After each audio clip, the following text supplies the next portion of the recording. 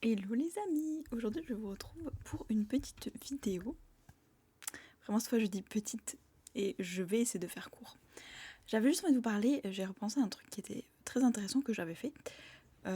C'est que j'adore m'inventer des histoires voilà, dans ma tête. Voilà. Des fois je suis là, oh trop bien, machin, je sais pas, je me passe du temps, je suis dans le métro ou quoi. Et il y a des fois dans ma vie où voilà, j'ai passé du temps à me créer des histoires et tout. Genre, oh c'est passé ceci, cela, bref, où j'écris beaucoup de nouvelles, ce genre de choses. Et donc je passe du temps à inventer des scénarios. Ce que j'avais remarqué, c'était que.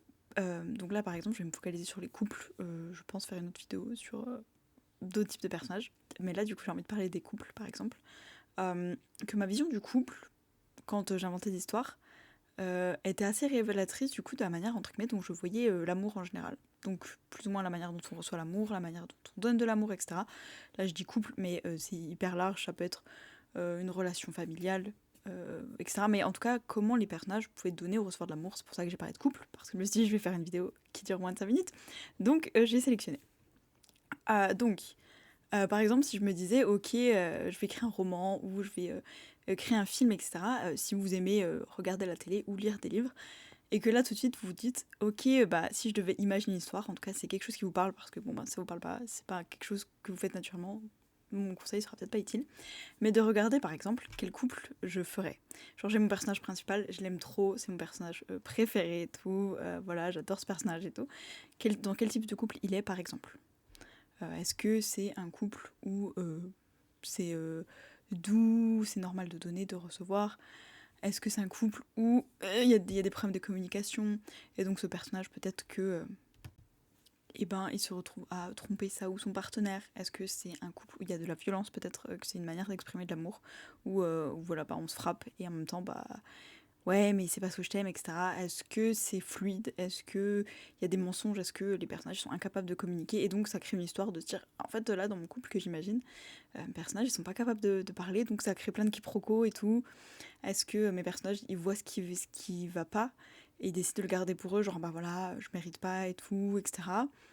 Est-ce qu'ils arrivent même pas à être ensemble parce qu'ils arrivent même pas à se dire bah, cette personne pourrait m'aimer évidemment donc vu que moi je l'aime blablabla. Est-ce que voilà des fois c'est un trope, enfin un mécanisme scénaristique où voilà chacun des deux personnages se dit ah mais non mais il ou elle est trop bien pour moi, il ou elle aimerait jamais quelqu'un comme moi, blablabli blabla. Et donc bon bah je vais pas lui dire que moi du coup je ressens des choses pour lui ou pour elle.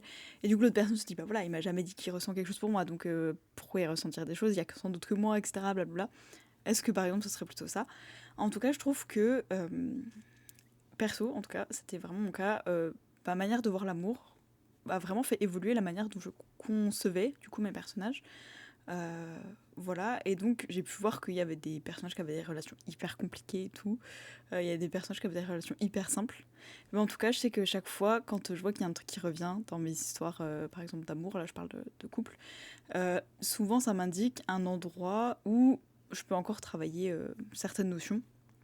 Enfin, je sais pas si j'ai des exemples là liés au couple, mais en tout cas, voilà, chaque fois que j'ai conceptualisé une histoire et que je me disais, ah tiens, c'est marrant, j'insiste beaucoup sur cette notion-là, par exemple, ça m'indiquait quelque chose dans la vraie vie, entre guillemets, dans ma vie à moi personnelle, non fictive, entre guillemets, bah, un endroit où je pouvais, si j'avais envie, modifier ma vision de cette chose-là en particulier. Et, euh, et voilà, donc ça dépend, il y avait des couples, par exemple, quand j'étais plus jeune, genre je dirais il y a 10 ans, il y avait des couples où la personne montrait pas ses capacités, tu vois, elle faisait semblant d'être faible, etc. et tout. Et je me rends compte qu'il y avait un vrai gros besoin de contrôle, tu vois, et ce personnage-là. C'était pas de la tromperie, mais juste regarder un peu, genre en mode je juge ce qui se passe. Et souvent, le personnage en face, masculin, pouvait avoir un.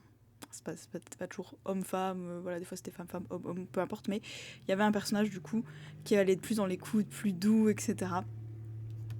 Et qui allait être en vrai le personnage le plus fort physiquement, tu vois. Genre si y a une femme qui s'appelle Fleur et un gars qui s'appelle Henri, et ben genre Fleur allait volontairement cacher sa force physique, se faire passer pour faible et voir qu'est-ce que Henri va en faire en fait. Est-ce qu'il va manipuler, est-ce qu'il va m'utiliser, est-ce qu'il va être violent, est-ce qu'il va blablabla, etc. Et il y avait vraiment ce truc là et à la fin Fleur était genre ouais bah en fait depuis le début bah, je suis beaucoup plus puissante que toi, si j'avais voulu à chaque fois j'aurais pu carrément te dominer, juste j'ai regardé ce que tu faisais, comment tu te comportais avec moi. Et donc je me suis rendu compte qu'il y a vraiment cette notion un peu de test Ou de je sais que en vrai, dans cette situation, je suis plus forte que toi, mais vu qu'il y a l'amour, bah qu'est-ce que ça dit de moi? Est-ce que du coup l'amour me rend faible? Est-ce que du coup je me laisse faire par amour, etc. Il y avait vraiment toute une notion de qu'est-ce qui est acceptable ou pas. Et en grandissant et en changeant juste ma notion de l'amour par exemple, j'ai plus du tout eu ça. Enfin, là j'y repense parce que vraiment la moi d'il y a 10 ans aurait totalement écrit une histoire comme ça. Genre oui, en fait on se rend compte que je sais pas, mais ça aurait pu être plein de choses, hein. Ça aurait pu être en vrai la femme elle est tueuse en série, tu vois, genre. et, euh, et le gars et son mari la frappe et tout, et elle dit rien, et tu dis ah oui, bah le gars il se sent trop puissant et tout, genre en mode c'est moi qui contrôle et tout.